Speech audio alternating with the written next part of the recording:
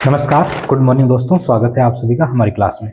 पिछली क्लास में हमने देखा था कि जो सागर तट है और उससे जो ऊंचाई है, ऊंचावच के आधार पे हम देखते हैं तो हिमालय सबसे ऊंचा है हमारे देश के अंदर, और फिर अरावली पर्वतमाला जो सबसे पुरानी और बलित पर्वतमाला है, जो अवशेष बचा हुआ है, कट छट गई है पूरी। तो इसके आधार पे हमने पिछली क्लास में देखा था कि जो हमारे भारत की जो जलवायु है वो किस प्रकार वर्गीकरण किया जाता है। और आज के हमारे क्लास में हमको देखना है कि समुद्र तल से जो दूरी है उसके हिसाब से। ठीक है, तो शुरू करते हैं।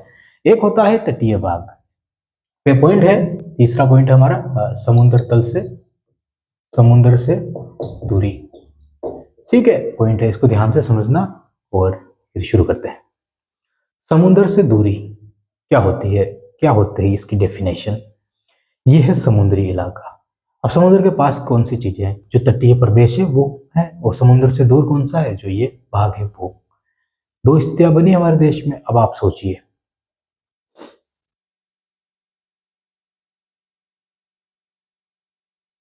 अब होता है समकारी प्रभाव। समकारी प्रभाव, समुद्र का समकारी प्रभाव क्या होता है। आप सोचिए इस चीज को कि यहाँ पे समुद्र है तो इसका समकारी प्रभाव यहाँ पे रहेगा। और दूसरी चीज, पानी अगर हवाओं के अंदर है तो हवाओं के अंदर गर्मी है। इस बात को नोटिस कर लेना, इस बात को रट लेना कि अगर हवाओं के अंदर पानी है तो हवाओं के अंदर गर्मी है। ये बात हम क्यों कह रहे हैं, इसलिए कह रहे हैं क्योंकि इस पूरे क्षेत्र में ना तो तापमान इतना ठंडा रह पाएगा, ना तापमान इतना गर्म रह पाएगा। गर्म कितना, इतना 55 डिग्री के बराबर, और ठंडा कितना, इतना -45 डिग्री के बराबर। ये छोड़िए, यहाँ पे तापमान जो है वो 17 डिग्री 16 डिग्री से कम कभी हो ही नहीं पाएगा, +17 डिग्री रहेगा ही रहेगा। और 28 डिग्री या 29 डिग्री से प्लस कभी हो ही नहीं पाएगा। इससे ना तो कम हो पाएगा ना इससे ज्यादा हो पाएगा तापमान। इसलिए हम कहते हैं कि इसके अंदर ज्यादा से ज्यादा 7 या 8 डिग्री तापमान का अंतर ही आता है। किसमें, इस पूरे भूभाग में, जो कि समकारी प्रभाव पड़ता है किसका, समुद्र का, क्योंकि ये काफी जमीन काफी नजदीक है। ठीक है, तो तापमान या तो 17 डिग्री या 17 से ज्यादा 20 हो जाएगा, और 28 डिग्री 28 से ज्यादा नहीं हो पाएगा, ये कम ही रहेगा इससे। तो अब समझिए, इस चीज को समझिए, ये चाहे ठंड का मौसम हो, चाहे गर्मी का मौसम हो, चाहे बारिश का मौसम हो, तापमान हमेशा यही रहेगा। और इसको क्या कहते हैं हम, समकारी प्रभाव कहते हैं। ये क्यों होता है, ये इसलिए होता है, ये ऊष्मा जो होती है, हम ऊष्माधारिता कहते हैं इसको। ऊष्माधारिता का मतलब होता है कि पानी के अंदर, हवा के अंदर पानी कितना है। ये जो क्षेत्र है समुद्री इलाका, ये हमेशा हवाओं में पानी रखता है, पानी रहता है। यहाँ पे हवाएं जो आती है वो भारी होती है।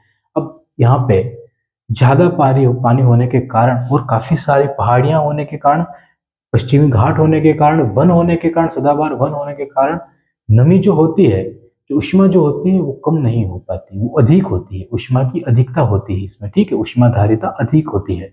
अधिकता होने के कारण पानी अपनी जो नमी है वो छोड़ नहीं पाता है, इतना ज्यादा तापमान यहाँ पे बन नहीं पाता है। तो उसके अंदर जो गर्मी है वो गर्मी बनी रहती है, वो गर्मी कम नहीं हो पाती है। इसके कारण जो तापमान है वो लगभग सीमित रहता है। लेकिन इसी के उलट जब हम उत्तर भारत में देखते हैं तो ये जो है हमको निम्न मिलती है। और यहाँ पे हमारा टॉपिक शुरू होता है समुद्र से दूरी। अब समझो इस चीज को, समुद्र से दूरी क्या होती है। समुद्र से दूरी का मतलब है कि आप समुद्र से कितनी दूर पे खड़े हैं। अब अगर आप राजस्थान में, उत्तर भारत में, या कहीं पे इधर खड़े हैं, तब आपको ये समझ आएगा कि जो जलवायु है उसमें जो निम्न धारिता होती है उसका क्या कारण होता है। हमने ये कहा कि गर्मी जो है, अगर हवा के अंदर ज्यादा पानी है तो गर्मी रहे, गर्मी ज्यादा है। और अगर पानी हवा के अंदर बिल्कुल भी नहीं है तो पानी हवा के अंदर गर्मी बिल्कुल भी नहीं है। अगर हवाओं के अंदर गर्मी नहीं है तो वो हवाएं हल्की है। ठीक है, अब देखो, हवाओं की गर्मी का मतलब होता है कि ऊर्जा। अब समझिए इस चीज को, यहाँ पे तापमान काफी कम है, ना तापमान बदल पा रहा है, ना कम हो पा रहा है, ना ज्यादा हो पा रहा है, बस पूरे साल सीमित यही बना हुआ है। लेकिन यहाँ पे तापमान 55 डिग्री भी मिलता है हमको, तो माइनस में 45 डिग्री तापमान भी हमको देखने को मिलता है। इतना ज्यादा तापमान का उड़ाव चढ़ाव कब होता है, तब होता है जब ये गर्मी खत्म हो जाती है, जब हवाओं के अंदर गर्मी नहीं बनी रहती है, तब होता है ये चीजें। अब यहाँ पे ज्यादा तापमान, ज्यादा सूर्य की किरणें पड़ रही है और समुद्र से काफी दूरी पर ये स्थान स्थित है। इसके कारण क्या होता है कि यहाँ पे जो पानी के अंदर जो ज्यादा तापमान के कारण जो पानी की गर्मी होती है वो वाष्प बन के ऊपर उड़ जाती है। तो गर्मी तो निकल गई पानी से, अब बची सिर्फ हवा है जो हल्की है बिल्कुल ही, वो ऊपर जाती है और ऊपर होकर ठंडी हो जाती है वापस। तो यह कारण है समुद्र से दूरी का। अब कुछ पॉइंट है उनको समझना। तटीय क्षेत्र, समुद्र तट से नजदीक स्थानों पर सम जलवायु पाई जाती है। ठीक है, समकारी प्रभाव है, सम जलवायु यहाँ पे पाई जाती है, यहाँ पे विषम जलवायु पाई जाती है। तो कर्क रेखा के नीचे वाले स्थान सम और कर्क रेखा के ऊपर वाले स्थान विषम। अब देखो मुंबई कहाँ पे स्थित है, ये महाराष्ट्र, महाराष्ट्र के अंदर मुंबई स्थित है। ठीक है, चेन्नई कहाँ पे, इधर चेन्नई स्थित है। अब सोचो आप स्थिति को कि मुंबई से लगाकर चेन्नई तक एक ही प्रकार की हमको मतलब कि लगभग सेम ही तापमान देखने को मिलता है। तो पूरा भारत का एक तापमान यहाँ पर कवर हो जाता है कि हमको एक ही जैसा तापमान यहाँ पे लगभग देखने को मिल रहा है। लेकिन अब देखो 28 डिग्री से 17 डिग्री तापमान वर्ष भर रहता है, वर्ष भर ये तापमान रहता है। इसके कारण हमेशा गर्मी पड़ती है। अभी भी 28 डिग्री तापमान में आप जब बाहर निकलोगे तो आपको गर्मी ही लगेगी। तो हमेशा गर्मी पड़ती है, इसीलिए हम कहते हैं मुंबई में काफ़ी ज़्यादा गर्मी पड़ती है, चेन्नई में ज़्यादा काफ़ी ज़्यादा गर्मी पड़ती है। तो ये कारण यही है, तापमान यही रहता है, बदलता नहीं है। यहाँ पे तापमान 55 डिग्री होता है तो 55 डिग्री से डायरेक्ट 15 डिग्री पे आ जाता है तापमान रात के समय में, ये रहता है। यहाँ पे तापमान 45 डिग्री चला गया और गर्मियों में तापमान काफ़ी कम हो जाएगा। तो ये स्थितियाँ यहाँ पे उलट जाती है, इस कारण होता है। ठीक है, अगला हमारा नेक्स्ट पॉइंट है आंतरिक क्षेत्र। आंतरिक क्षेत्र जो होते हैं जहाँ पे ये तटों के पास वाली जमीन है ये नहीं रह पाती, फिर आंतरिक क्षेत्र ये हो गया। यहाँ पे ताप निम्न उष्माधारिता पाई जाती है। उष्माधारिता का अर्थ होता है हवाओं के अंदर पानी कितना है, नमी कितनी है, ठीक है, आर्द्रता कितनी है, उसके आधार पर भारतीय क्षेत्रों पर प्रभाव पड़ता है। चेन्नई मुंबई की हमने बात कर ली। ठीक है, उसके बाद एक लास्ट पॉइंट है इसमें और वो है सुनना, इसको डेफिनेशन है पूरी शानदार है। सागर तट से दूरी का यह अंतर ही निम्न दाब लो प्रेशर को तेज करता है, लो प्रेशर को तेज करता है। यहाँ पे ज्यादा गर्मी छोड़ देती है हवाएं और वाष्प बन के पानी ऊपर उठ जाता है। तो इसी को जगह को भरने के लिए इधर से आती है। तो सुनना, गर्मियों में उत्तरी भारत का आंतरिक भाग समुद्र से दूर होने के कारण तेजी से और भीषण रूप से गर्म होकर इतना गहरा निम्न दाब बनाता है कि ये सारी हवाएं सक्षम हो जाती है यहाँ पे पहुंचने के लिए।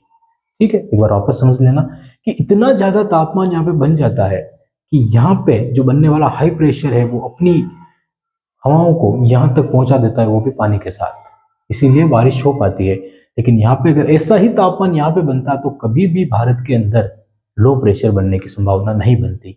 अगर पूरे भारत के यहाँ पे समुद्र होते तो कभी यहाँ पे लो प्रेशर नहीं बन सकता था, क्योंकि कभी बनने ही नहीं दिया जाता। लेकिन यहाँ पे तटीय भूमि होने सॉरी यहाँ पे सिर्फ स्थलखंड होने के कारण और यहाँ पे मरुस्थल होने के कारण ये सी स्थिति बनती है। बाकी अगर यहाँ पे यही स्थिति यहाँ पे रहती तो यहाँ पे कभी मरुस्थल ही नहीं बनता। सबसे पहली बात तो यह होती। ठीक है, तो क्लास कैसी लगी, समुद्र तट से जो दूरी होती है उसके क्या कारण है और उसके किस प्रकार जलवायु को वर्गीकृत किया जाता है वो हमने देखा। नेक्स्ट क्लास में हम देखेंगे जो हिमालय पर्वतमाला है उसको लेकर बात करेंगे। बहुत बहुत धन्यवाद आपका।